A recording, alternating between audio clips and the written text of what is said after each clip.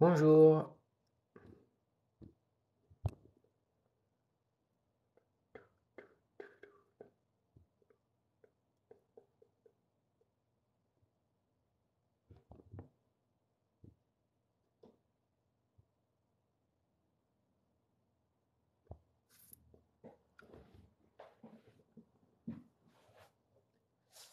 Bonjour, y a personne? Y a quelqu'un ou y a personne?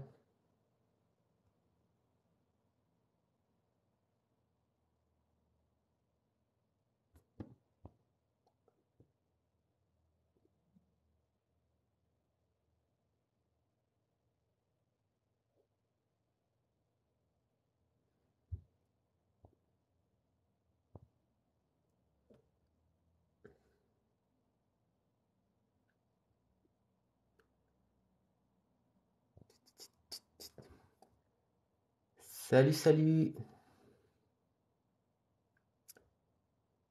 Une personne est présente pour le début de ce live.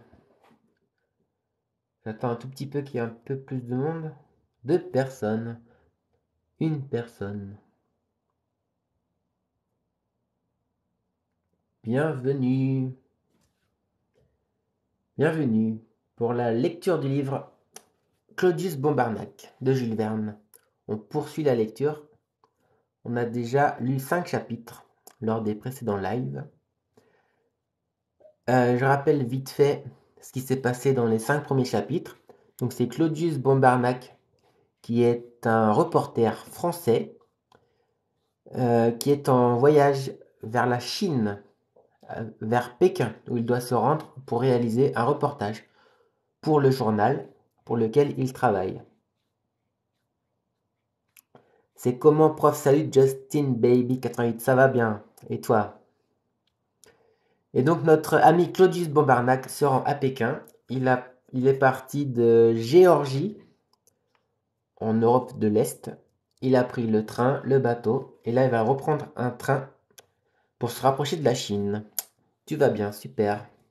Et donc en voyage, notre ami Claudius Bombarnac a fait la rencontre de plusieurs personnages.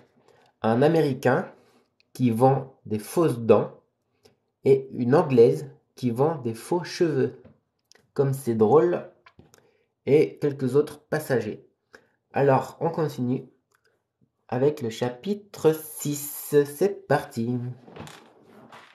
Chapitre 6 de Claudius Bombarnac. Salut, bijou la patrona. Les idées d'un homme, lorsqu'il est à cheval, diffèrent des idées qui lui viennent lorsqu'il est à pied. La différence est plus notable encore lorsqu'il voyage en chemin de fer. L'association des pensées, le caractère des réflexions, l'enchaînement des faits en s'opérant sous son crâne ont une rapidité égale à celle du train. On roule dans sa tête comme on roule dans son wagon. Aussi, je me sens en une disposition d'esprit particulière, désireux d'observer, avide de m'instruire, et cela avec une vitesse de 50 km à l'heure. C'est ce taux kilométrique que notre train doit conserver à travers le Turkestan, pour tomber à une moyenne de 30 quand il parcourra les provinces du Céleste Empire. Salut bonheur. Ceci, je viens de l'apprendre en consultant l'indicateur horaire que j'ai acheté à la gare. Il est accompagné d'une longue bande cartographique, pliée et repliée sur elle-même, qui donne le complet développement du railway entre la mer Caspienne et les côtes orientales de la Chine. J'étudie donc mon transasiatique en quittant Uzunada, comme j'ai étudié mon transgéorgien en quittant Tiflis. La voie est établie sur une largeur d'1,60 m entre les rails, écartement imposé au chemin de fer russe, soit 9 cm de plus que ne comportent les autres voies européennes. On dit à ce propos que les Allemands ont fabriqué un grand nombre d'essieux de cette dimension pour le cas éventuel où ils voudraient envahir la Russie. J'aime à penser que les Russes auront pris la même précaution pour le cas non moins éventuel où ils voudraient envahir l'Allemagne. De part et d'autre s'arrondissent d'épaisses dunes de sable entre lesquelles la voie ferrée court au sortir d'Uzunada. Arrivée au bras de mer qui sépare la longue île du continent, elle le traverse sur un remblai de 1200 mètres défendu par de solides encochements contre les violences de la houle. Nous avons déjà dépassé plusieurs stations sans nous y arrêter, entre autres Mikhaïlov, à une lieue d'Uzunada. Maintenant, elles seront distantes de 15 à 30 kilomètres. Celles que je viens d'entrevoir ont l'aspect de villas avec balustrade et toit à l'italienne. Singulier effet en Turkestan et dans le voisinage de la Perse. Le désert s'étend jusqu'aux environs d'Uzun-Ada et les stations du railway forment autant de petites oasis créées par la main de l'homme. C'est l'homme, en effet, qui a planté ces maigres peupliers glauques auxquels elles doivent un peu d'ombrage. C'est lui qui a fait venir à grands frais cette eau dont les jets rafraîchissants retombent dans une vasque élégante. Sans ces travaux hydrauliques, il n'y aurait pas un arbre, pas un coin de verdure au milieu de ces oasis. Elles sont les nourricières de la ligne, et ce ne sont pas des nourrices sèches qu'il faut aux locomotives. La vérité est que je n'ai jamais vu de terrain si dénudé, si aride, à tel point réfractaire à la végétation. Et, paraît-il, leur étendue, au-delà d'Uzunada, dépasse 260 kilomètres. Lorsque le général Annenkov commença ses travaux à Mikhaïlov, il en fut réduit à distiller l'eau de la Caspienne, comme on fait à bord des navires au moyen d'appareils ad hoc. Mais si l'eau est nécessaire pour produire la vapeur, le charbon est nécessaire pour vaporiser l'eau. Les lecteurs du XXe siècle se demanderont donc comment on parvient à chauffer les machines en un pays où il n'y a pas un morceau de charbon à extraire, ni un morceau de bois à couper. Est-ce qu'il y a des dépôts de ces matières dans les principales stations du Transcaspien? Nullement. On s'est contenté de mettre en pratique une idée qu'avait eue notre grand chimiste Sainte-Claire Deville au premier temps de l'emploi du pétrole en France. Les foyers des machines sont alimentés à l'aide d'un appareil pulvérisateur par les résidus qui proviennent de la distillation de ce naphte que Bakou et Derbe fournissent d'une façon inépuisable. À certaines stations de la ligne, il existe de vastes réservoirs remplis de ce combustible minéral que l'on verse dans les récipients du tender, où il est brûlé sur les grillages spéciaux dont sont munies les machines.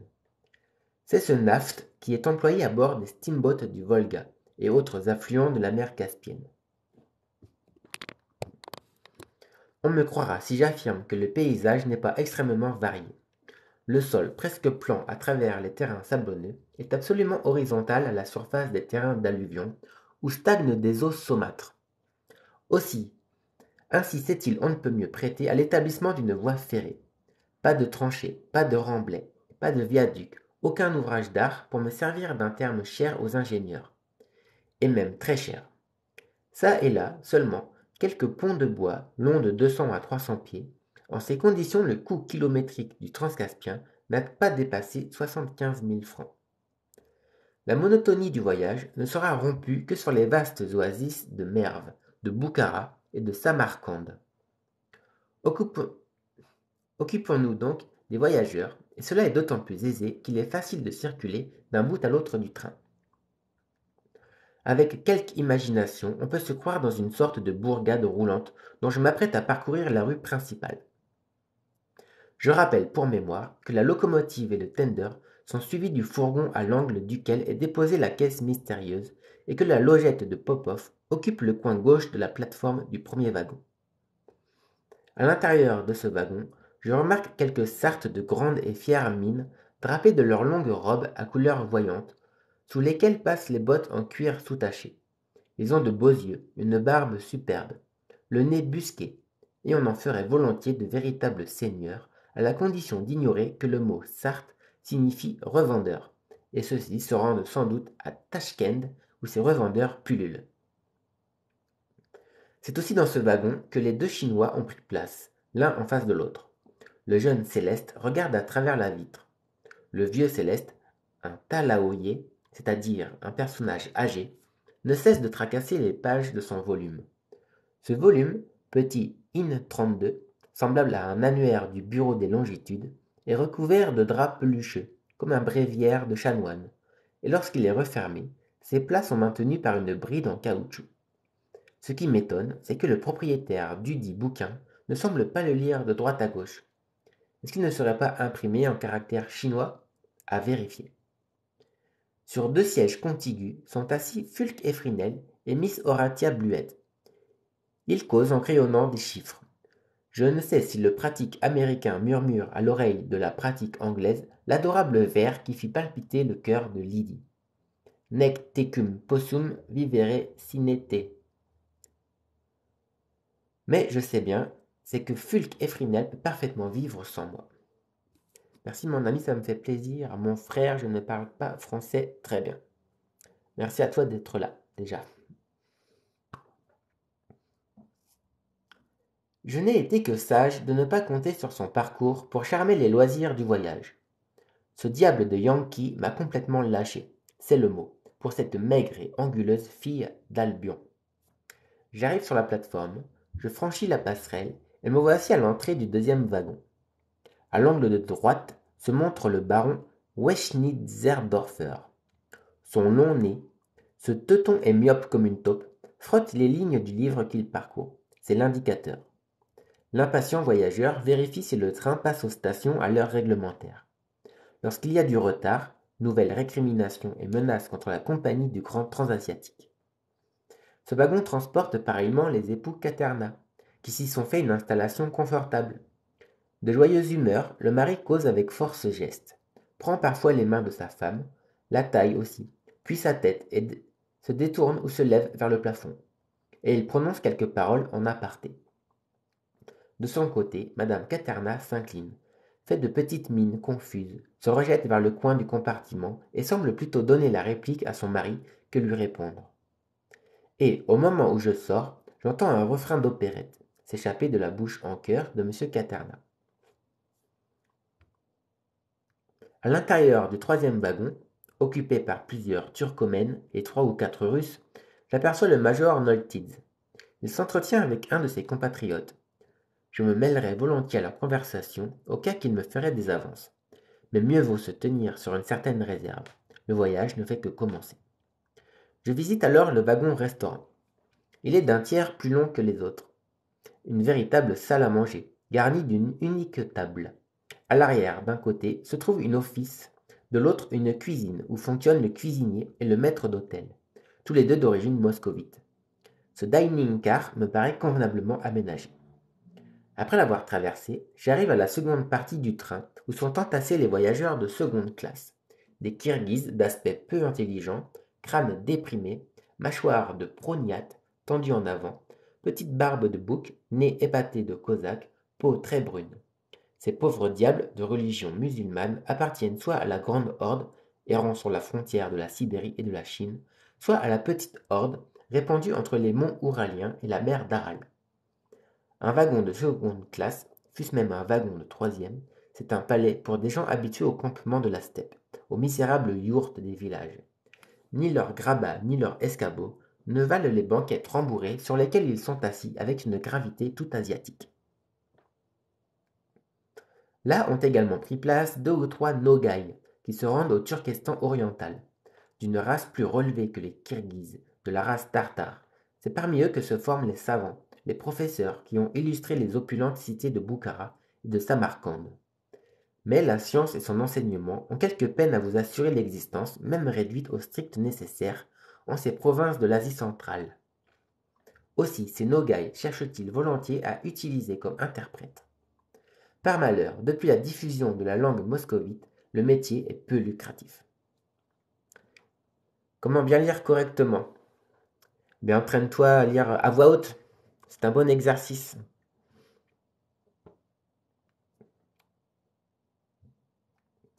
Maintenant, je connais la place de mes numéros et je saurai où les trouver à l'occasion.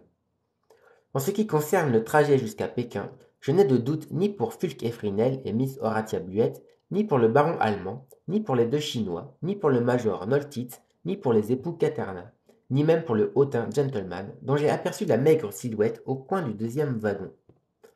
Quant à ceux des travelers qui ne franchiront pas la frontière, ils sont à mes yeux de la plus parfaite insignifiance. Toutefois, parmi mes compagnons, je n'entrevois pas encore le héros de ma future chronique. Espérons qu'il montera en route. Mon intention est de prendre des notes heure par heure. Que dis-je, de minuter mon voyage. Avant que la nuit se fasse, je viens donc sur la plateforme antérieure du wagon afin de jeter un dernier coup d'œil à la campagne environnante. 1 heure de cigare me permettra d'atteindre la gare de Kizillarwat, où le train doit stationner pendant un certain temps. En allant du second au premier wagon, je me croise avec le major Noltitz. Je me range par déférence. Il me salue, avec cette grâce qui distingue les Russes de condition. Je lui rends son salut. C'est à cet échange de politesse que se borne notre rencontre, mais le premier pas est fait. Popov n'est point en ce moment au fond de sa logette. La porte du fourgon de bagages étant ouverte, j'en conclus que notre chef de train est allé parler au mécanicien. À gauche du fourgon, la mystérieuse caisse est à sa place. Comme il n'est que 6h30, il fait trop jour encore pour que je me hasarde à satisfaire ma curiosité. Le train file en plein désert. C'est le Karakoum, le désert noir. Il s'étend au-dessus de Khiva sur toute la partie du Turkestan comprise entre la frontière persane et le cours de l'Amou Daria. En réalité, les sables du Karadoum ne sont pas plus noirs que la mer Noire n'est noire, que la mer Blanche n'est blanche, que la mer Rouge n'est rouge, que le fleuve Jaune n'est jaune. Mais j'adore ces dénominations colorées, si erronées qu'elles soient. Dans les paysages, il faut saisir l'œil par les couleurs. Est-ce que la géographie n'est pas du paysage? Il paraît que ce désert était autrefois occupé par un vaste bassin central. Il s'est desséché comme se desséchera la Caspienne.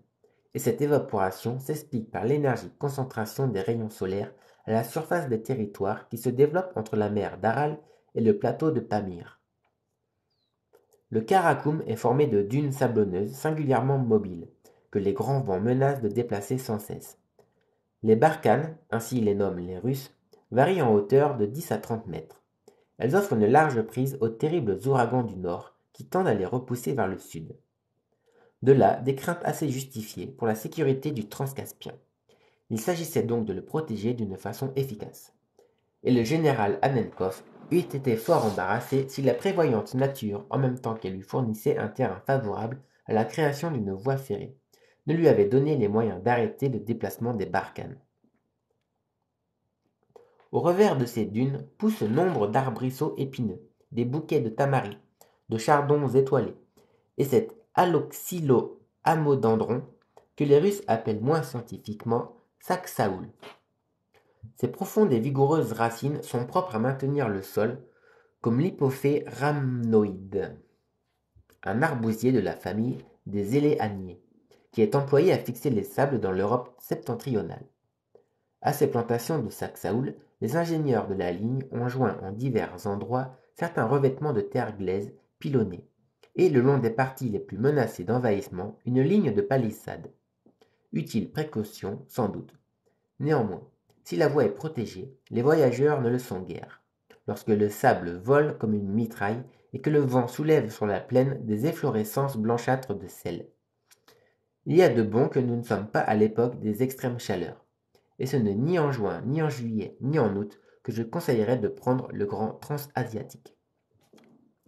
Salut cher Léo, t'as changé de photo. Je suis presque à l'heure cette fois-ci.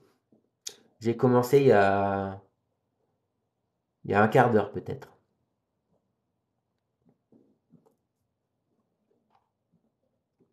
J'ai un vif regret que le major Noltitz n'ait pas la pensée de venir respirer le bon air du Karadoum sur la passerelle. Je lui eusse offert un de ces longs dresses de choix dont ma sacoche est largement approvisionnée. Il m'eût dit si ces stations que je relève sur l'indicateur, Bala Hichem, Aydin, Pereval, Kansanjik ou Chak, sont des points intéressants du railway, ce qui n'apparaît guère. Mais je ne pus me permettre de déranger sa sieste.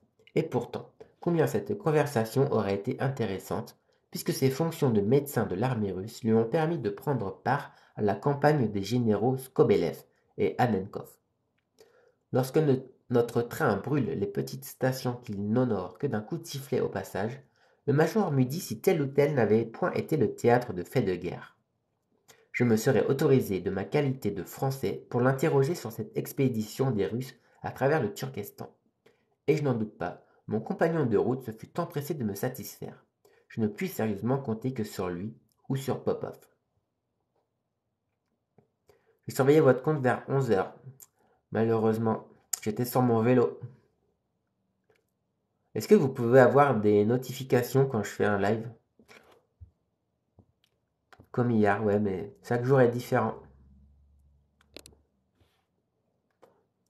Au fait, pourquoi Popov n'est-il pas dans sa logette?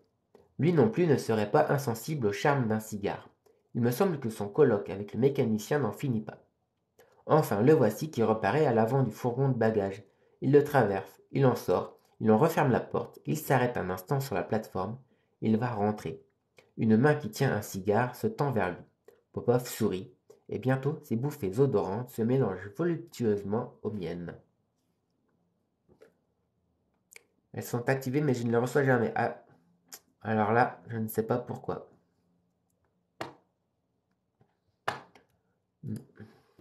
Tic, tic.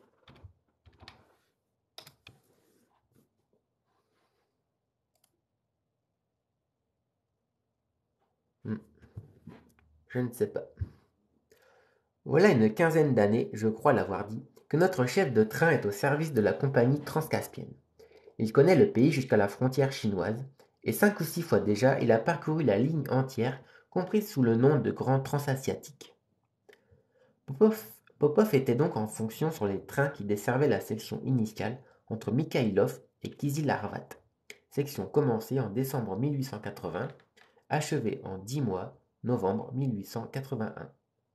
5 ans après, la première locomotive entrait à Merv, le 14 juillet 1886, et 18 mois plus tard, on la saluait à Samarcande. À l'heure qu'il est, les rails du Turkestan sont raboutés aux rails du Céleste Empire, et ce ruban de fer se développe depuis la mer Caspienne jusqu'à Pékin sans interruption. Salut TikTok Rachou. Dès que Popov fut achevé de me donner ses renseignements, je lui demandai ce qu'il savait de nos compagnons de voyage. J'entends de ceux qui sont à destination de la Chine. Et d'abord, le major Noltiz. Le major, me répond Popov, a longtemps vécu au milieu des provinces turkestanes, et s'il se rend à Pékin, c'est pour organiser le service d'un hôpital affecté à nos compatriotes avec l'autorisation du czar. Cela va de soi. Il me plaît, ce major Noltiz, ai-je répondu, et j'espère faire bientôt sa connaissance. Il ne demandera pas mieux que de faire la vôtre, me répond Popov. Et ces 2 Chinois qui sont montés dans le train à Uzunada, les connaissez-vous? En aucune façon, monsieur Bombarnac. Je ne sais d'eux que le nom qui est porté sur leur bulletin de bagages. Nommez-les, Popov. Le plus jeune s'appelle Pan Chao. Le plus âgé s'appelle Tio King. Peut-être ont-ils voyagé en Europe pendant quelques années. Quant à dire d'où ils viennent, je ne le pourrais. J'imagine que le jeune Pan Chao doit être quelque riche fils de famille, car il est accompagné de son médecin. Ce Tio King, oui, le docteur Tio King. Est-ce que tous deux ne parlent que le chinois? C'est probable, car je ne les ai jamais entendus s'exprimer dans une autre langue. 1800 000 dires me torture encore l'esprit. 1800 000. Attends, je vais essayer d'écrire. 18. 100, ça ferait 2 zéros. Et 1000, ça ferait 3 zéros. Donc, je pense que ça fait 1 800 000.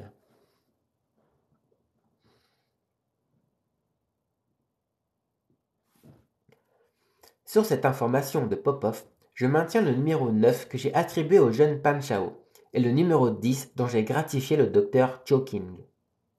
Pour l'américain, reprend Popov, Fulk et Fresnel, m'écriai-je, et l'anglaise Miss Horatia Bluett, oh, en ce qui concerne cela, vous n'avez rien à m'apprendre. Je sais à quoi m'en tenir sur leur compte.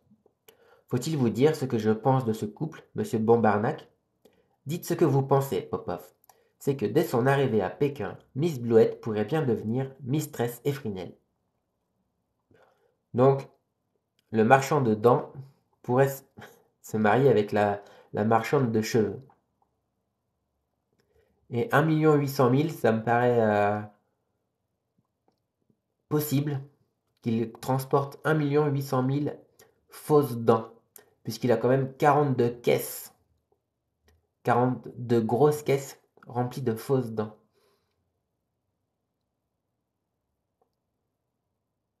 Et le ciel bénisse leur union, Popov, car elles sont réellement faits l'un pour l'autre.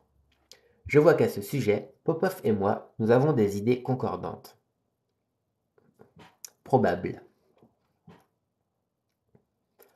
Et ces 2 Français, Ces deux époux si tendres, demandai-je, qui sont-ils? Ils ne vous l'ont pas dit? Non, Popov. Soyez tranquille, ils vous le diront. Monsieur Bombarnac. D'ailleurs, si vous désirez le savoir, leur profession est écrite en toutes lettres sur les bagages de monsieur et madame.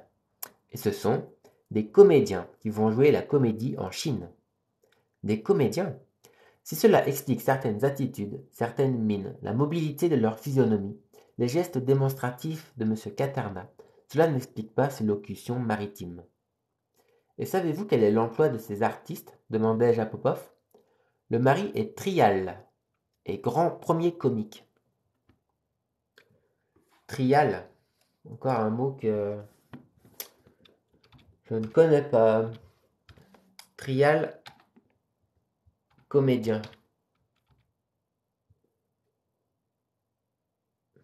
Je trouve rien. Je ne trouve rien sur trial. J'écoute vos conseils en orthographe et français, c'est ultra intéressant. Merci Marc. En effet, ces conseils sont simples et efficaces. Merci Léo.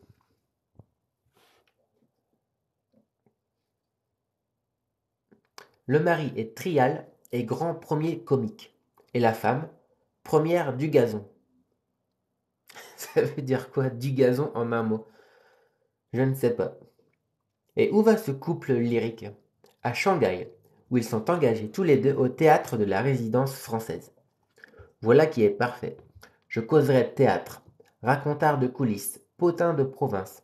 Et, comme dit Popov, la connaissance sera bientôt faite avec le joyeux Trial et la charmante Dugazon. Trial comédien. Ouais, ça te dit quelque chose, toi? N'y a-t-il pas de notes de bas de page? Non. Je lis sur... je peux vous montrer. Sur ma tablette. Et il n'y a pas de notes de bas de page, non.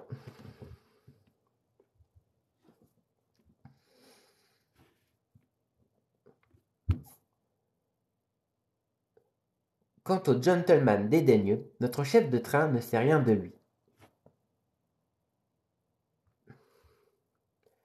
Si ce n'est que ces malles portent l'adresse suivante. Sir Francis Trevelyan, de Trevelyan Hall à Trevelyanshire. Oui, c'est de l'anglais. Un monsieur qui ne répond pas quand on lui parle, ajoute Popov. Eh bien, mon numéro 8 sera un rôle muet, et je ne savais pas dire si juste. Arrivons à l'allemand, repris-je alors. Le baron Weschnitzerdorfer. Il va jusqu'à Pékin, je pense. Jusqu'à Pékin, et au-delà, monsieur Bombarnac. Au-delà? Oui, il fait le tour du monde. Le tour du monde? En 39 jours. Ainsi, après Mistress Bisland, qui a fait ce fameux tour en 73 jours, après Miss Nelly Bly, qui l'a fait en 72, après l'honorable Train, qui l'a fait en 70, cet Allemand prétend le faire en 39. Il est vrai, les moyens de communication sont actuellement plus rapides, les directions plus rectilignes, et en utilisant le grand transasiatique qui met Pékin à 15 jours de la capitale prussienne, le baron peut abréger de moitié la durée de l'ancien parcours par Suez et Singapour. Il n'arrivera jamais, m'écriai-je.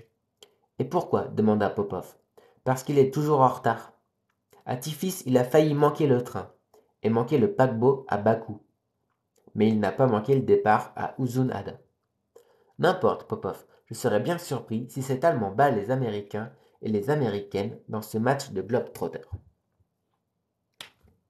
Donc on a fait un peu plus connaissance avec les passagers. Fin du chapitre 6.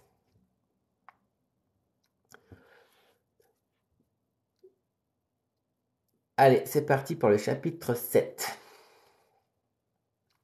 Le train est arrivé à Kizil-Arvat, 242e verste depuis la Caspienne, à 7h13 du soir au lieu de 7h. Ce léger retard a provoqué 13 objurgations du baron, une par minute. Nous avons 2 heures de stationnement en gare de Kizil-Arvat. Bien que le jour commence à tomber, je ne puis mieux employer mon temps qu'à visiter cette petite ville qui compte plus de 2000 habitants, russes, persans et turcomènes.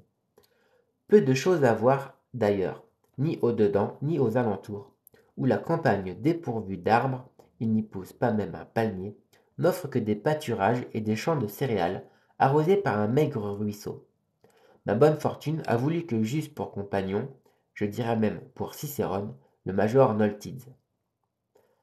Notre connaissance s'est faite très simplement. Le major est venu à moi, et je suis allé à lui, dès que nous eûmes pris pied sur le quai de la gare. Monsieur, dis-je, je suis français, Claudius Bombarnac, correspondant du XXe siècle, et vous êtes le major Noltids de l'armée russe. Vous allez à Pékin, et j'y vais aussi. Je connais votre langue, comme il est très probable que vous connaissiez la mienne. Le major fit un signe d'assentiment. Eh bien, major Noltids, au lieu de demeurer étrangers l'un à l'autre durant ce long trajet à travers l'Asie centrale, vous plairait-il que nous devincions mieux que des compagnons de voyage, que nous devincions, du verbe devenir. Vous savez de ce pays tout ce que j'en ignore, et ce serait pour moi un plaisir de m'instruire. Monsieur Bombarnac, me répond le major en français et sans aucun accent. Je vous suis tout acquis. Puis il ajouta en souriant. Quant à vous instruire, l'un de vos éminents critiques n'a-t-il pas dit, si j'ai bonne mémoire, les Français n'aiment à apprendre que ce qu'ils savent. Je vois que vous avez lu Sainte-Beuve, major Noltids, et peut-être ce sceptique académicien avait-il raison d'une façon générale. Mais pour mon compte, je déroge à la règle et désire apprendre ce que je ne sais pas. Or, en ce qui concerne le Turkestan russe, je suis d'une ignorance. Je me mets entièrement à votre disposition, répond le major, et je serai heureux d'avoir à vous raconter les hauts faits du général Annenkov, dont j'ai suivi tous les travaux. L'imparfait du subjonctif, ouais, c'est drôle. C'est très peu utilisé, mais c'est parfois drôle. Ouais, le trial comédien, je sais pas ce que c'est. Je vous remercie, major Noltids. Je n'attendais pas moins de l'urbanité d'un Russe envers un Français. Et, répond le major, si vous voulez bien me permettre de citer en partie la phrase célèbre des Danichev, il en sera toujours ainsi tant qu'il y aura des Français et des Russes. Dumas fils après Sainte-Beuve, m'écriai-je. Je vois, major, que j'ai affaire à un Parisien. De Pétersbourg, monsieur Bombarnac. Et nous nous serrons cordialement la main. Un instant après, mon compagnon et moi, nous courons la ville, et voici ce que m'apprend le major Noltids. C'est vers la fin de 1885 que le général Annenkov acheva à Kizil-Arvat le tronçon de début de ce railway, mesurant 225 km, dont 160 avaient dû être établis à la surface d'un désert qui ne pouvait fournir une seule goutte d'eau. Mais avant de dire comment s'exécuta cet extraordinaire travail, le major Noltids a soin de me rappeler les faits qui ont graduellement préparé la conquête du Turkestan et son adjonction définitive à l'Empire moscovite. Dès 1854, les Russes avaient déjà imposé un traité d'alliance au Khan de Khiva. Quelques années après, acharnés à poursuivre leur marche vers l'est, les campagnes de 1860 à 1864 leur valurent les khanates de Kokand et de Boukhara. 2 ans plus tard, celui de Samarcande passait sous leur domination après les batailles d'Irjar et de Zerabulch. Il restait à conquérir la partie méridionale du Turkestan et principalement l'oasis d'Akal-Teke qui confine à la Perse.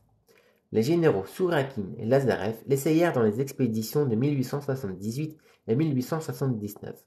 Leur plan échoua, et ce fut au célèbre Skobelev, le héros de Pleïna, que le tsar confia la tâche de réduire ces vaillantes tribus turcomènes. Bon, là, on a un petit peu d'histoire sur les régions traversées par le train. Skobelev débarqua au port de Mikhaïlov, le port d'Uzun-Ada n'étant pas encore créé, et c'est en vue de faciliter sa marche à travers le désert que son second, le général Annenkov, construisit le chemin de fer stratégique qui atteignit en 10 mois la station Kizil-Arvat. Sorte de ténor léger dans l'opéra comique. C'est peut-être ça, ouais. Je te remercie pour les recherches. Voici comment les Russes procédèrent à l'établissement de cette voie avec une rapidité supérieure, ainsi que je l'ai dit, à celle des Américains dans le Far West. L'œuvre devait avoir une utilité industrielle et militaire tout à la fois. Au préalable, le général Annenkov forma un train de pause comprenant 34 wagons, 4 à 2 étages pour les officiers, 20 à 2 étages pour les ouvriers et les soldats, un wagon salle à manger, 4 wagons cuisine, un wagon ambulance, un wagon télégraphe, un wagon forge, un wagon vivre, un wagon réserve. Ce furent ces ateliers roulants et aussi sa caserne où 1500 ouvriers militaires et employés trouvèrent à se loger et à se nourrir. Ce train s'avançait au fur et à mesure du placement des rails. Les ouvriers étaient divisés en 2 brigades. Elles travaillaient chacune 6 heures par jour avec le concours des gens du pays qui vivaient sous la tente et dont le nombre monta à 15 000. Un fil télégraphique reliait les travaux avec Mikhaïlov, d'où partaient sur un petit chemin de fer de Deauville les trains qui apportaient les rails et les traverses. On apprend comment a été construite la voie de chemin de fer.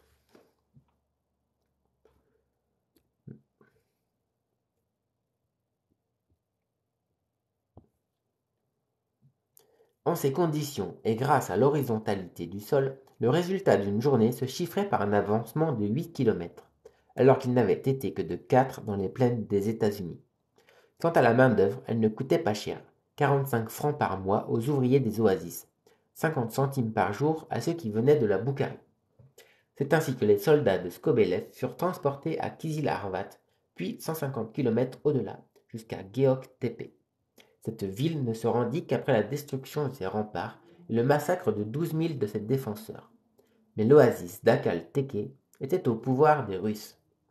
Quant aux habitants de l'oasis de Latek, ils ne tardèrent pas à se soumettre, et d'autant plus volontiers qu'ils avaient imploré l'appui du tsar dans leur lutte avec Kouli Khan, le chef des Merviens. Ceux-ci, au nombre de 250 000, suivirent leur exemple et la première locomotive stoppa dans la gare de Merv en juillet 1886. Salut Ammar. Et les Anglais, demandai-je au major Nolted, de quel œil ont-ils vu le progrès de la Russie à travers l'Asie centrale? D'un œil jaloux, cela va sans dire, réplique le major.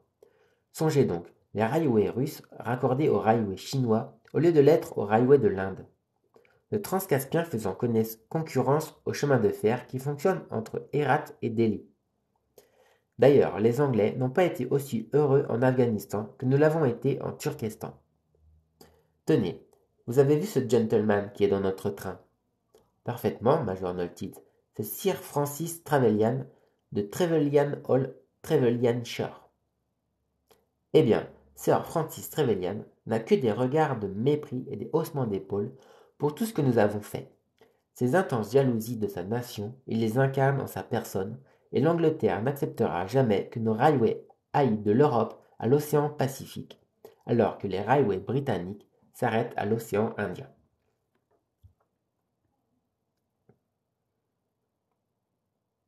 Cette intéressante conversation a duré près d'une heure et demie, tandis que nous parcourions les rues de Kizil-Arvat. Il était temps de revenir à la gare, et c'est ce que nous faisons, le major et moi. Il va de soi que nous ne devons pas en rester là, et il est convenu que le major abandonnera sa place du troisième wagon pour venir occuper une à côté de la mienne, à l'intérieur du premier. Nous étions déjà 2 habitants de la même ville, et bien nous deviendrons 2 voisins dans la même maison, ou plutôt 2 amis dans la même chambre. À 9 heures, le signal de départ est donné. Le train quittant Kizil-Arvat se lance au sud-est vers Askabad, en longeant la frontière persane. Pendant une demi-heure encore, le major et moi nous continuons à causer de choses et d'autres. Il me fait observer que si le soleil n'eût pas été caché derrière l'horizon, j'aurais pu apercevoir les dernières cimes des grands et petits Balkans d'Asie, qui se dressent au-dessus de la baie de Krasnovodsk. Déjà, la plupart de nos compagnons se sont installés pour la nuit sur leur siège, qu'un mécanisme ingénieux a permis de transformer en couchette. On peut s'étendre, appuyer sa tête sur un oreiller, s'envelopper de couvertures, et si l'on dort mal, c'est que l'on n'a pas conscience tranquille. Le major Noltitz n'a rien à se reprocher, paraît-il, car quelques minutes après m'avoir souhaité la bonne nuit, il est plongé dans le sommeil du juste. Quant à moi, si je reste éveillé, c'est que j'ai l'esprit en travail. Je songe à mon fameux colis, à l'hôte qui le renferme, et cette nuit même, je suis résolu à entrer en communication avec lui. Je vous rappelle qu'il a repéré une caisse dans laquelle il pense que se cache un homme, car il a entendu des ronflements. C'est quoi le thème? C'est le voyage de Claudius Bombarnac qui va en Asie, en Chine, à Pékin. Les noms propres dans cet ouvrage sont vraiment atypiques et originaux. Ouais, peut-être que je les prononce pas tous très bien. Jules Verne fait preuve d'une imagination incroyable, tout à fait. Sachant qu'à son époque, il nous faisait voyager, chose qui était quand même plutôt rare à l'époque.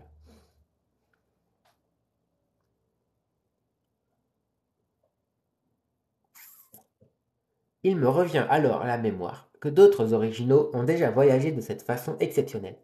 En 1889, 1891 et 1892, un tailleur autrichien, Hermann Zeitung, est venu de Vienne à Paris, d'Amsterdam à Bruxelles, d'Anvers à Christiania, dans une caisse, et deux fiancés de Barcelone, Erès et Flora, ont partagé la même boîte de conserve en traversant l'Espagne et la France.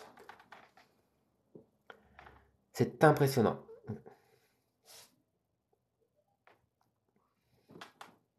Mais par prudence, il faut attendre que Popov ait définitivement réintégré sa logette. Le train ne doit pas s'arrêter avant Geoq-Tepe, à 1 heure du matin. Pendant le trajet entre Kizil-Arvat et Geoq-Tepe, je compte que ledit Popov ne négligera pas de faire un bon somme, et ce sera ou jamais l'occasion de mettre mon projet à exécution. Tiens, une idée. Si c'était Zeitung qui fait métier de ce genre de locomotion et soutire ainsi quelque argent à la générosité publique. Ce doit être lui. Ce ne peut être que lui, diable. Sa personnalité n'est guère intéressante. Et moi qui comptais sur cet intrus. Nous verrons bien, d'ailleurs, je le connais par ses photographies, et peut-être pourrais-je l'utiliser. Une demi-heure après le départ, le bruit d'une porte qui se ferme sur la plateforme antérieure de notre wagon m'apprend que le chef du train vient de regagner sa logette. Malgré mon désir d'aller rendre visite au fourgon de bagages, je me résigne à la patience, car il est possible que Popov ne soit pas encore au plus fort de son sommeil. Au-dedans, tout est tranquille. Sous la lumière voilée des lampes au dehors, nuit très sombre, frémissements du train qui se confondent avec les sifflements d'une brise assez fraîche. Je me relève, j'écarte le rideau de l'une des lampes, je regarde ma montre. Il est 11 heures et quelques minutes. Encore 2 heures avant l'arrêt à Geoq-Tepe. Le moment est venu. Après m'être glissé entre les sièges jusqu'à la porte du wagon, je l'ouvre doucement et la referme de même, sans avoir été entendu de mes compagnons, sans avoir éveillé personne. Me voici sur la plateforme, devant la passerelle qui tremblote au ressaut du train. Au milieu de l'insondable obscurité dont s'enveloppe le Karakoum, j'éprouve l'impression que donne l'immense nocturne de la mer autour d'un navire. Une faible lumière filtre à travers les persiennes de la logette. Dois-je attendre qu'elle soit éteinte, ou, ce qui est plus probable, ne durera-t-elle pas jusqu'au jour? En tout cas, Popov n'est pas endormi, ce que je reconnais au bruit qu'il fait en se retournant. Je me tiens appuyé sur la balustrade de la plateforme. En me penchant, mes regards s'attachent à cette traînée lumineuse que le fanal de tête projette en avant de la machine. Il semble que nous courions sur un chemin de feu. Au-dessus de moi, les nuages chassent en désordre avec une extrême rapidité, et quelques constellations étincellent à travers leurs déchirures. Ici Cassiopée, la petite ours dans le nord, au zénith Vega de la Lyre. Merci Léo, excellente fin de journée à toi aussi. Demain peut-être, ouais, peut-être demain soir. Ciao. Enfin, un silence absolu règne d'une plateforme à l'autre. Popov, bien qu'il soit chargé de veiller sur le personnel du train, a les yeux clos par le sommeil. Assuré de toute sécurité, je franchis la passerelle et me voici devant la porte du fourgon. Cette porte n'est fermée qu'au moyen d'un barreau qui bascule entre deux ferrures. Je l'ouvre et la repousse derrière moi. Au revoir. Cette manœuvre s'est faite sans bruit, car si je ne veux pas attirer l'attention de Popov, je ne veux pas davantage attirer l'attention de mon encagé volontaire. Bien que l'obscurité soit profonde à l'intérieur du wagon, puisqu'il n'existe aucune fenêtre latérale, je parviens à m'orienter. Je sais où est placée la caisse. C'est à l'angle de gauche en entrant. L'essentiel est de ne point me heurter à quelques colis, d'autant plus que ces colis appartiennent à Fulk et Fresnel. Et quel tapage si l'un d'eux eût dégringolé avec ses paquets de dents artificielles. Prudemment, tâtonnant du pied, tâtonnant de la main, je prends contact avec la caisse. Les pattes d'une mouche ne l'auraient pas frôlé d'une touche plus légère que ne le firent mes mains lorsque j'en caressais les contours. Je me penche et place timidement mon oreille contre le panneau antérieur. Aucun bruit de respiration. Les bruits de la maison Strong Bubble & Co. de New York ne sont pas plus silencieux dans leur boîte. Une crainte me saisit alors, la crainte de voir s'écrouler toutes mes espérances de reporter. Est-ce que je me suis trompé à bord de l'Astara? Cette respiration, cet éternuement, est-ce que j'ai rêvé tout cela? Est-ce que personne n'est enfermé dans cette caisse? Pas même Zetung. Est-ce qu'il s'agit réellement de glace expédiée à mademoiselle Zinka Clark, avenue Chakwa, Pékin, Chine? Sera-t-il possible pour les prochaines lectures d'explorer un autre genre de roman? Tout est possible, mais ça c'est ce que j'aime lire. Déjà je vais finir ce livre, j'en ai pour plusieurs lives. Non, si faible qu'il ait été, je viens de surprendre un mouvement à l'intérieur de la caisse. Il s'accentue d'ailleurs, et je me demande maintenant si le panneau ne va pas s'abaisser le long de la coulisse, si le prisonnier ne va pas sortir de sa prison afin de venir humer l'air frais du dehors. Ce que j'ai de mieux à faire pour voir et n'être point vu, c'est de me blottir au fond du fourgon entre deux colis. Grâce à l'obscurité, il n'y a rien à craindre. Soudain, un petit craquement sec frappe mon oreille. Je ne suis point le jouet d'une illusion, c'est bien le craquement d'une allumette que l'on vient de frotter. Presque aussitôt, quelques faibles rayons pointent à travers les trous d'aération de la caisse. Si j'avais pu me méprendre jamais sur le rang que le prisonnier occupait dans l'échelle des êtres, j'aurais été fixé en ce moment. À moins qu'il n'y ait là un singe qui connaisse l'usage du feu et aussi le maniement des allumettes. Des voyageurs prétendent qu'il en existe, mais on en est réduit à les croire sur parole.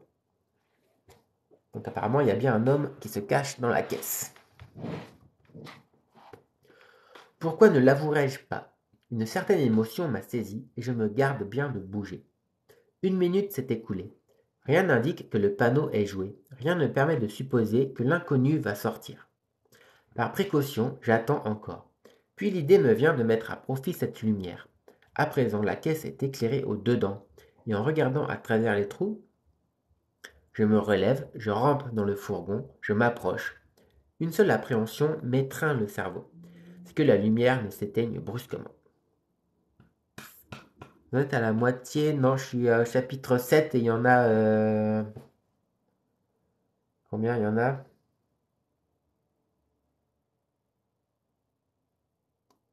27. Chapitre 7 sur 27.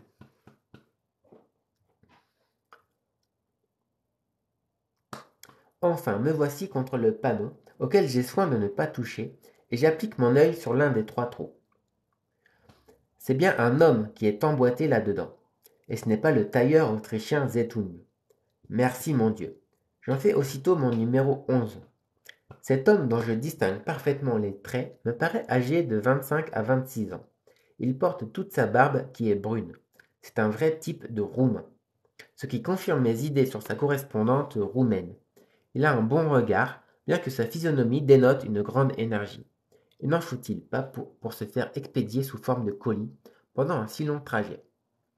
Mais s'il n'a rien d'un malfaiteur qui se serait renfermé là en vue de quelque mauvais coup, je dois avouer qu'il n'a pas non plus l'aspect du héros dont je voudrais faire le personnage principal de mon récit. Après tout, ce n'étaient point des héros, cet Autrichien et cet Espagnol, qui ont voyagé au fond de leur caisse. C'étaient des jeunes gens, très simples, très bourgeois, et cependant, ils ont fourni aux chroniqueurs des colonnes de chroniques. Aussi ce brave numéro 11, avec les amplifications, antonymie, diaphore, épithase, trope, métaphore et autres figures de cette sorte, je le parerai, je le grandirai, je le développerai, comme on développe un cliché photographique. D'ailleurs, voyager en boîte de Tiflis à Pékin, C'est autre chose que d'aller de Vienne ou de Barcelone à Paris, comme l'ont fait Zeytoun, Erez et Flora Onglora. J'ajoute que je ne trahirai pas mon roumain. Je ne le dénoncerai à personne, qu'il ne doute pas de ma discrétion et qu'il compte sur mes bons offices si je puis lui être utile dans le cas où il serait découvert. D'ailleurs, il ne le sera pas. Donc il a découvert qu'il y a quelqu'un qui se cache dans la caisse. Salut user. Je cherche à améliorer mon vocabulaire. Eh bien, la lecture, c'est bien pour améliorer le vocabulaire. Et que fait-il en ce moment? Eh bien, assis au fond de la caisse, il soupe tranquillement à la lumière d'une petite lampe. Le brave garçon. Une boîte de conserve est posée sur ses genoux. Le biscuit ne lui manque pas. Et dans une petite armoire, j'aperçois quelques bouteilles pleines, plus une couverture et une houppelande accrochées aux parois. En vérité, il est fort à son aise, mon numéro 11. Il est là dans sa chambre, comme l'escargot dans sa coquille. Son home roule avec lui, et il économise le millier de francs qui lui aurait coûté le voyage de Tiflis à Pékin, fût-ce en seconde classe. Je le sais, cela s'appelle frauder. Il y a des lois qui punissent cette fraude. En attendant, il peut sortir de sa caisse quand cela lui plaît, se promener à l'intérieur du fourgon, se hasarder même la nuit sur la plateforme. Non, je ne le plains pas, et quand je songe qu'il s'est fait enregistrer à l'adresse d'une jolie roumaine, je prendrais volontiers sa place. Il me vient une idée que je crois bonne et qui n'est peut-être pas. C'est de frapper un coup léger au panneau de la caisse. C'est d'entrer en rapport avec mon nouveau compagnon. C'est d'apprendre qui il est et d'où il vient, puisque je sais où il va. Une ardente curiosité me dévore. Il faut que je la satisfasse. Il y a des moments où un chroniqueur est métamorphosé en fille d'Ève. Mais ce pauvre garçon, comment va-t-il prendre la chose? Très bien, j'en suis sûr. Je lui dirai que je suis français, et un Roumain n'ignore pas qu'il peut toujours se fier à un Français. Je lui offrirai mes services. Je lui proposerai d'adoucir les rigueurs de sa prison par mes interviews et de combler l'insuffisance de son ordinaire avec quelques friandises. Il n'aura pas à regretter mes visites ni à craindre mes imprudences. Je frappe le panneau. La lumière s'éteint subitement. Le prisonnier a suspendu sa respiration. Il convient de le rassurer. Ouvrez, dis-je doucement, en russe. Ouvrez. Je n'ai pu achever ma phrase, car le train vient d'éprouver une secousse, et il me semble que sa vitesse se ralentit. C'est un reporter. Oui, on peut dire un chroniqueur.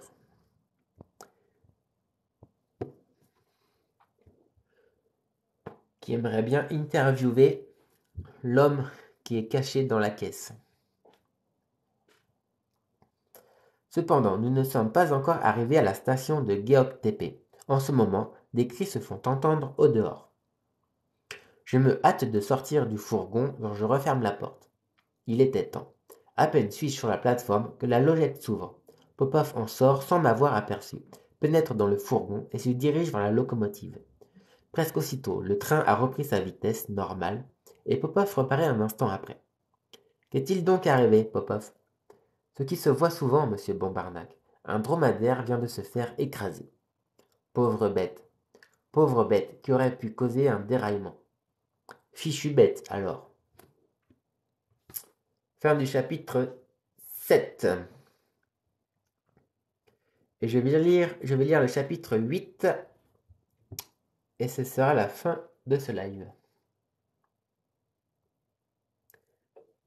Il me faut une vingtaine de minutes par chapitre. Chapitre 8 sur 27. Avant que le train atteignît la station de Geoktépé, je suis rentré dans le wagon. Le diable soit de ce dromadaire. S'il ne s'était pas fait si maladroitement écraser, le numéro 11 ne serait plus un inconnu pour moi. Il eût ouvert son panneau, nous aurions causé amicalement, nous nous serions séparés avec une bonne poignée de main. Maintenant, il doit être au comble de l'inquiétude, puisqu'il sait que sa fraude est découverte, qu'il existe quelqu'un dont il a lieu de soupçonner les intentions, quelqu'un qui n'hésitera peut-être pas à trahir son secret. Et alors, après avoir été extrait de sa caisse, il sera mis sous bonne garde à la station prochaine, et c'est inutilement que mademoiselle Zinka Clark l'attendra dans la capitale du céleste empire. Oui, il conviendrait de le rassurer cette nuit même. C'est impossible, car le train va bientôt stopper à Geoktépé. puis à Askabad, d'où il repartira aux premières lueurs du jour. Je ne puis plus compter sur le sommeil de Popov. Ils sont dans un train. Ils ont pris d'abord un train, puis un bateau, et là ils sont dans un autre train.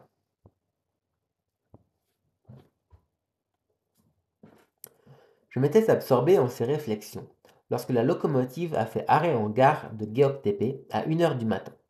Aucun de mes compagnons de voyage n'a quitté sa couchette. Je descends sur le quai et me voici rôdant autour du fourgon. Ce serait courir trop de risques que de chercher à m'y introduire. Quant à la ville que j'aurais eu quelque plaisir à visiter, l'obscurité m'empêcherait d'en rien voir. D'après ce que m'a raconté le major Noltids, elle garde encore les traces du terrible assaut de Skobelev en 1880. Murailles démantelées, bastions en ruine.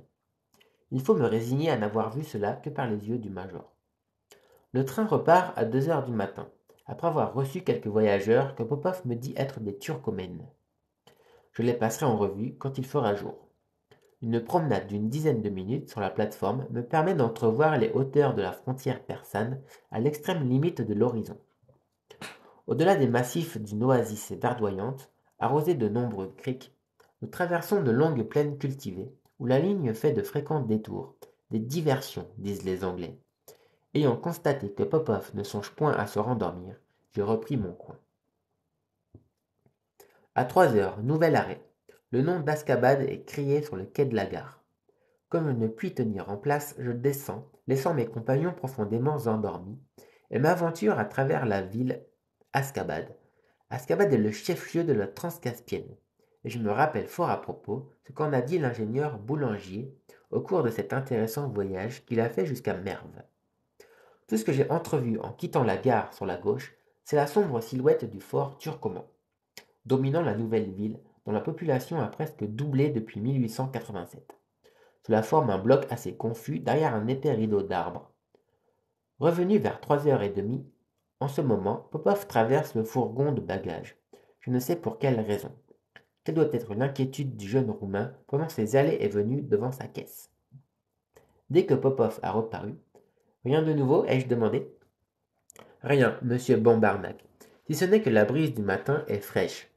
Très fraîche, en effet. Est-ce qu'il n'y a pas une buvette dans la gare? Il y en a une pour l'agrément des voyageurs. Et pour l'agrément des employés, sans doute. Venez donc, Popov. Et Popov ne se fait pas autrement prier. Oh, Diane, belle soirée, ma chérie. Si la buvette est ouverte, il m'apparaît que les consommateurs n'y peuvent trouver qu'un choix restreint de consommation pour toute liqueur, du kimi, boisson tirée du lait fermenté de jument, d'un goût d'encre plutôt fade, très nourrissante, quoique très liquide. Il faut être tartare, rien que pour regarder ce kimi. Du moins, tel est l'effet qu'il m'a produit. Mais Popov l'a trouvé excellent, et c'est l'essentiel. La plupart des Sartes et des Kirghizes qui venaient de descendre à Askabad ont été remplacés par d'autres voyageurs de deuxième classe, Afghans, marchands de leur état, et surtout contrebandiers, très entendus en affaires de ce genre. Tout le thé vert qui est consommé dans l'Asie centrale le font venir de Chine par l'Inde, et bien que le transport en soit considérablement allongé, ils le livrent à un prix inférieur au thé russe. Il va sans dire que les bagages de ces Afghans furent visités avec une minutie moscovite. Le train est reparti à 4 heures du matin. Notre wagon est toujours transformé en sleeping car. J'envie le sommeil de mes compagnons, et comme c'est tout ce que je puis faire, je reviens sur la plateforme.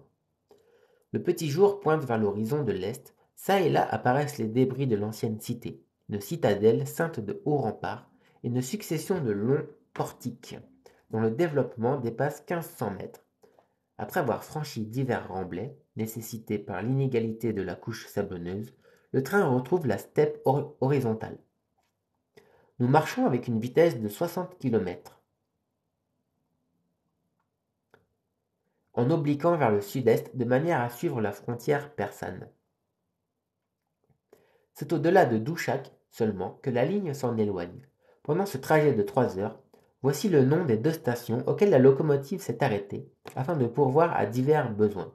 Geours, point d'amorce de la route de Meshed, d'où les hauteurs du plateau de l'Iran sont visibles. Arctique, dont l'eau est abondante, quoique légèrement saumâtre. Le train traverse alors l'oasis de Latec, qui est un tributaire assez important de la Caspienne. Partout de la verdure et des arbres. Cette oasis justifie son nom et ne déparerait pas le Sahara. Elle s'étend jusqu'à la station de Douchak, 606e verste, où nous arrivons à 6 heures du matin. 2 heures d'arrêt, c'est-à-dire 2 heures de promenade. En route pour visiter Douchak, accompagné du major Noltitz, qui me sert encore de cicérone. Un voyageur nous a devancés hors de la gare. Je reconnais Sir Francis Trevelyan. Le major me fait observer que la figure de ce gentleman est encore plus renfrognée, sa lèvre plus dédaigneuse, son attitude plus anglo-saxonne. Et savez-vous pourquoi, monsieur Bombarnac, ajoute-t-il, c'est que depuis cette station de Douchak jusqu'au terminus des chemins de fer de l'Inde, une ligne qui traverserait la frontière de l'Afghanistan, Kandahar, les passes de Bolan et l'oasis de Penjesh suffirait à raccorder les deux réseaux. Et cette ligne aurait à peine 1000 kilomètres de parcours. Mais les Anglais s'obstinent à ne point vouloir donner la main aux Russes et cependant pouvoir mettre Calcutta à 12 jours de Londres. Quel avantage pour leur trafic. En causant, le major et moi, nous parcourons Douchak. Il y a nombre d'années déjà, on prévoyait l'importance que prendrait ce modeste village. Un embranchement le relie au railway de Téhéran en Perse, tandis qu'aucun tracé n'a été étudié vers le chemin de fer de l'Inde. Tant que les gentlemen calqués sur le modèle de Sir Francis Trevelyan seront en majorité dans le Royaume-Uni, l'œuvre du réseau asiatique ne sera jamais complétée. Mich Mich. Bonsoir, je ne connaissais pas ce roman de Jules Verne. Moi non plus avant de le commencer. Je me suis arrêté à ces classiques. Eh bien moi je les lis tous. J'ai déjà lu tous ces classiques. Maintenant je lis les moins connus. Je suis alors conduit à interroger le major sur le degré de sécurité que présente le grand transasiatique à travers les provinces de l'Asie centrale. En Turkestan, me répond-il, cette sécurité est assez bien garantie.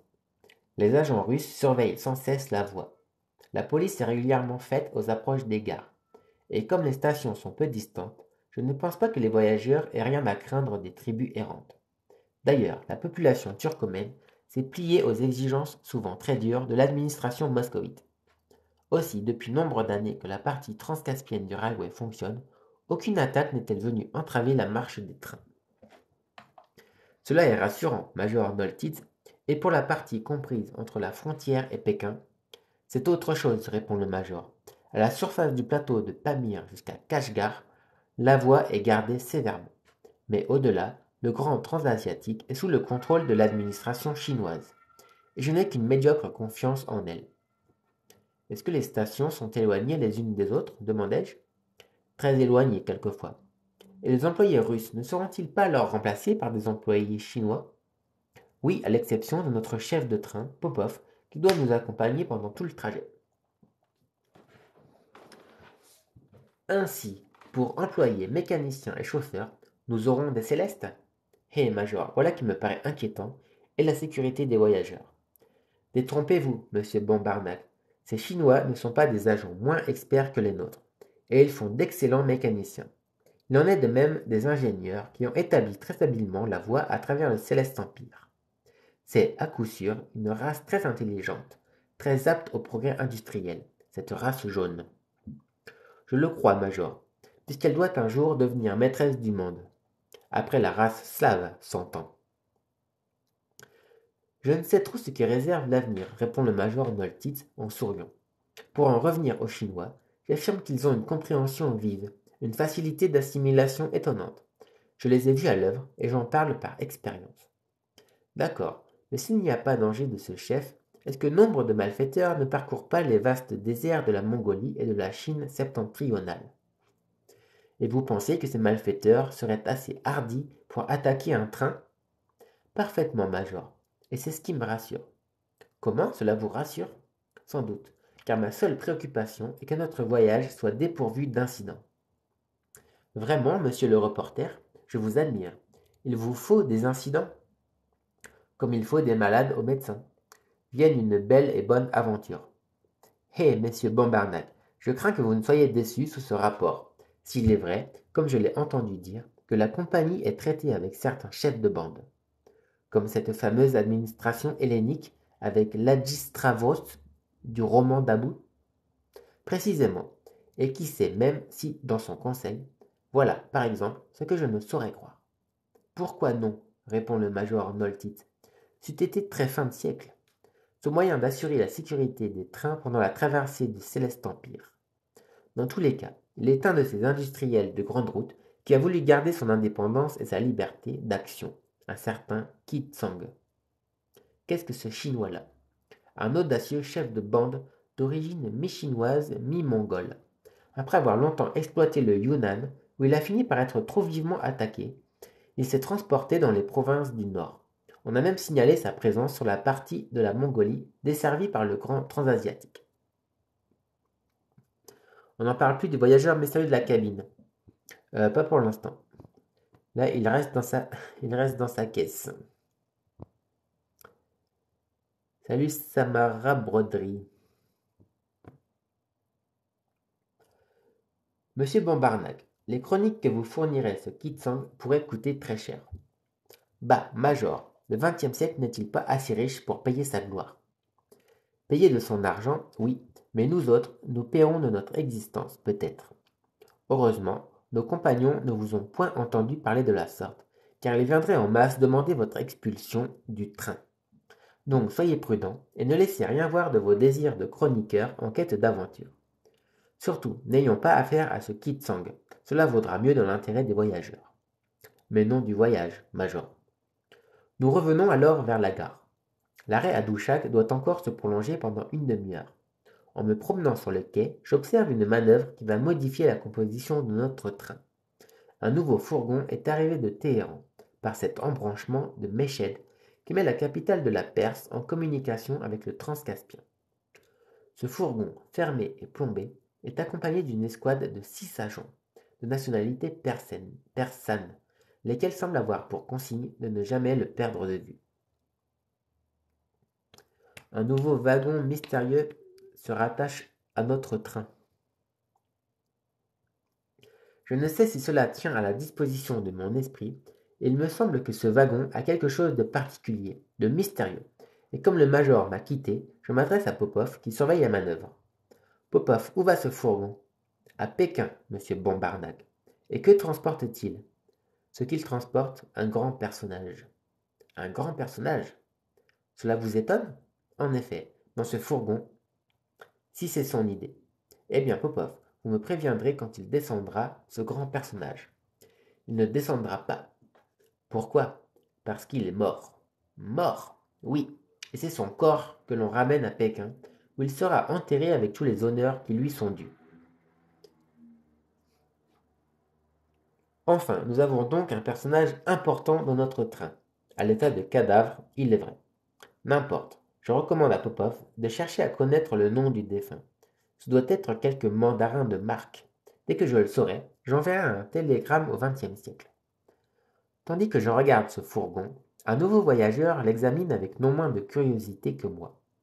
Ce voyageur est un homme de fière mine, âgé d'une quarantaine d'années, portant élégamment le costume des riches mongols, haute taille, regard un peu sombre, moustache mousquetaire à la Schkoll. Puisse-t-il avoir son esprit? Teint très mat, paupières qui ne battent jamais. Voici, me dis-je, un superbe type. Je ne sais s'il deviendra le grand premier rôle que je cherche, mais à tout hasard, je vais lui donner le numéro 12 dans ma troupe ambulante. Ce grand premier rôle, je l'appris bientôt de Popov, est le seigneur Faruskiar. Il est accompagné d'un autre mongol d'un rang inférieur, du même âge que lui, nommé Gangir. Tous deux, en regardant le wagon que l'on rattache à la queue du train, en avant du fourgon des bagages, échangent quelques paroles. Dès que la manœuvre est achevée, les Persans prennent place dans le wagon de deuxième classe qui précède la voiture mortuaire, afin que le précieux corps soit toujours sous leur surveillance. En ce moment, des cris éclatent sur le quai de la gare. Ces cris, je les connais. C'est le baron Weschnitzerdorfer qui clame « Arrêtez, arrêtez !» Cette fois, il ne s'agit pas d'un train en partance, mais d'un chapeau en détresse. Quelques rafales assez violentes s'engouffrent sous cette gare ouverte à tous les vents, et le chapeau du baron, un chapeau casque de couleur bleuâtre, vient d'être enlevé d'un coup brusque. Il roule sur le quai, sur les rails, rase les clôtures et les murailles, et son propriétaire court à perdre haleine sans parvenir à le rattraper. Merci Daouda pour l'abonnement. Je dois en convenir, en voyant cette poursuite effarée, monsieur et madame Caterna se tiennent les côtes. Le jeune chinois Pan Chao éclate de rire, tandis que le docteur Chao King garde un imperturbable E. Un imperturbable E. Je comprends pas la phrase. L'allemand éclate. Pardon. L'allemand écarlate, essoufflé, haletant, époumoné, n'en peut plus. À 2 reprises, il parvient à mettre la main sur son couvre-chef qui lui échappe, et il s'étale de son long, la tête sous les plis de sa houppelande, ce qui autorise M. Catarna à chantonner le célèbre motif de Miss Elliot. A le superbe point de vue, la perspective imprévue. Je ne connais rien de malicieux, de burlesque, comme un chapeau que le vent emporte, qui va, vient, caracole, saute, sursaute, plane, s'envole de plus belle, au moment où vous croyez le saisir. Et si cela m'arrivait, je pardonnerais à ceux qui riraient de cette lutte comique. Mais le baron n'est point d'humeur à pardonner. Il bondit de ci, il rebondit de là. Il s'engage sur la voie. On lui crie « prenez garde, car le train venant de Merve entre en gare avec une certaine vitesse. » Ce fut la mort du chapeau. La locomotive l'écrase sans pitié. Le casque n'est plus qu'une loque déchiquetée qu'on rapporte au baron. Et alors recommence la série des imprécations à l'adresse du grand transasiatique. Le signal ayant été donné, les voyageurs, anciens et nouveaux, se hâtent de prendre et reprendre leur place. Parmi les nouveaux, j'aperçois 3 Mongols, d'assez mauvaise mine, qui montent dans un des wagons de 2e classe. Au moment où je mets le pied sur la plateforme, voici que j'entends le jeune Chinois dire à son compagnon. « Hé, docteur Choking, avez-vous vu cet Allemand avec son chapeau drôlatique ?» Ce que j'ai ri. Comme un Pan Chao parle couramment le français?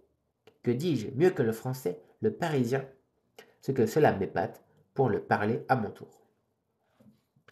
Fin du chapitre 8 et fin du live. Voilà. Donc pour résumer ce qui s'est passé dans les chapitres qu'on vient de lire, eh bien, ils continuent leur voyage en train vers Pékin. On a de nouveaux personnages. On sait maintenant avec certitude qu'il y a quelqu'un caché dans la caisse. On ne sait toujours pas qui. Et voilà, en gros, les faits principaux. Donc je vous remercie d'avoir été là. Les 2 personnes qui sont encore présentes, parce qu'un Parisien parle mieux le français qu'un Français. Non, c'est pas ce qu'il a voulu dire. Je pense qu'il a voulu dire que peut-être l'accent parisien. Et c'est tout ce que j'ai compris, moi. Un Parisien ne parle pas mieux le français.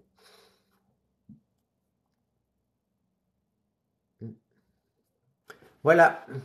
Eh bien, je vous remercie encore. Nous vous remercions aussi, monsieur Guillaume. Merci, Amar. Je vous souhaite une bonne soirée, un bon appétit. Et je vous dis peut-être à demain soir pour la suite, le chapitre 9. Allez, ciao, merci encore. Bisous à tous. Et bonne nuit.